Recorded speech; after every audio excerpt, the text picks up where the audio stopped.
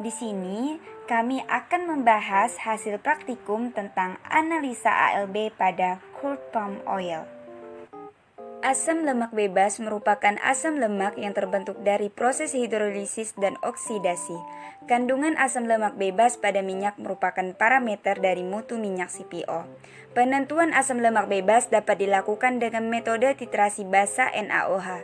Pada prinsipnya, metode ini menganalisis asam lemak bebas berdasarkan dengan jumlah NaOH yang digunakan dalam titrasi hingga membentuk warna sampel menjadi merah jambu. Alat yang digunakan adalah Erlenmeyer, neraca analitik, pipet tetes, hot plate, gelas ukur, biuret, dan statif. Bahan yang digunakan adalah sampel CPO, alkohol 70%, indikator PP 1%, dan NaOH 0,1 N. Penimbangan CPO dan pemanasan alkohol. Pencampuran alkohol 70% sebanyak 5 ml pada sampel CPO. Alkohol di sini berfungsi sebagai pelarut sampel CPO. Penambahan indikator PP 1% dan titrasi menggunakan larutan NaOH 0,1 N. Setelah alkohol dan CPO tercampur, dilakukan proses titrasi dengan menambahkan indikator PP sebanyak 2-3 tetes. Tujuan ditambahkannya indikator PP adalah untuk mengetahui tingkat ekuivalen atau titik saat asam basa tepat habis bereaksi. Proses titrasi ALB dilakukan dengan mentitrasi menggunakan larutan NaOH 0,1 N. NaOH adalah basa kuat, maka titik ekuivalennya mencapai pH lebih dari 7. Oleh karena itu, indikator pH yang digunakan adalah PP atau fenolftalin. Fenolftalin ini adalah pewarna yang berperan sebagai indikator pH. Fenolftalin tidak akan berwarna dalam keadaan zat yang asam atau netral, namun akan berwarna kemerahan dalam keadaan zat basa. ALB pada CPO sebesar 0,26% dan ketentuan SNI-nya 0,5%, sehingga dapat dinyatakan sudah sesuai dengan SNI Standar Nasional Indonesia Minyak Kelapa Sawit crude palm oil dengan nomor SNI 01-2901 sampai 2006. Beberapa faktor yang dapat mempengaruhi peningkatan ALB yang relatif tinggi. Yang pertama adalah pemanenan buah sawit yang tidak tepat.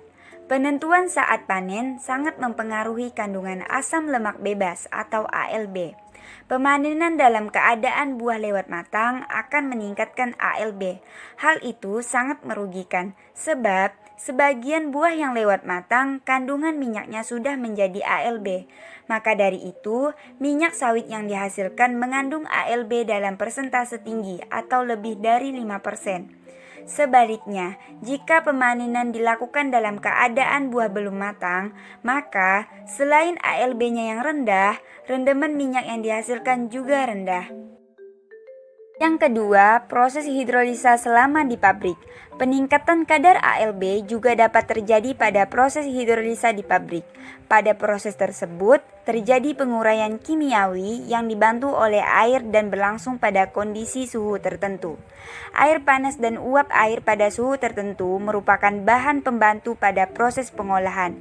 Akan tetapi, proses pengolahan yang kurang cermat mengakibatkan efek samping yang tidak diinginkan. Mutu minyak menurun sebab air pada kondisi suhu tertentu bukan membantu proses pengolahan, tetapi malah menurunkan mutu minyak. Dan yang ketiga adalah mesin sterilizer. Mesin sterilizer adalah alat pemasakan buah sawit yang menggunakan stem sebagai bahan pemasaknya. Stem dialirkan melalui pipa dari boiler dengan suhu tinggi. Penggunaan suhu tinggi ini dikarenakan stem yang dibutuhkan adalah stem kering atau stem yang tidak membawa partikel air, yaitu pada temperatur di atas titik didih air, sehingga TBS tidak menambah kadar air di dalamnya. Fraksi buah. Tingkat kematangan kelapa sawit disebut dengan fraksi, terdiri dari fraksi 00, fraksi 0, fraksi 1, fraksi 2, fraksi 3, fraksi 4, dan fraksi 5. Fraksi optimal yang digunakan hanya fraksi 1 sampai fraksi 5 saja. TBS atau tanda buah segar harus segera dipanen pada saat yang tepat, agar minyak yang dihasilkannya optimal dan mengandung asam lemak bebas yang rendah. Jika TBS yang dipanen lewat matang ditandai dengan banyaknya buah yang jatuh ke tanah atau disebut dengan brondolan, maka minyak yang dihasilkan sedikit dan jumlah asam lemak bebas atau ALB lebih dari 50%. Sekian dan terima kasih.